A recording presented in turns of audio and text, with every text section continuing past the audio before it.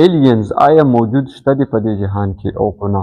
داسې مخلوق چې د دې ځمکې نه وي، د نورو سیارو نه، د نورو ستورو نه راغلي وي یا په نورو ستورو باندې موجود وي. ریسرچ دا وایي چې انسان سپوږمۍ ته لاړو، اوس مریخ ته یعنی مارس ته هم روان دی، پلینونه کیږي، جوړیږي، او صرف دا پلینونه دې دپاره کیږي چې دوی ایلیینز وویني، مطلب داسې مخلوق وویني چې هغه د دې ځمکې نه علاوه د نورو سیارو یا ستارو وي. امریکا اوس یو فایل جاری کړی، د هغې نوم دی UFO Undefined Flying Objects. اوس 162 فایلز امریکا شیر کړي دي.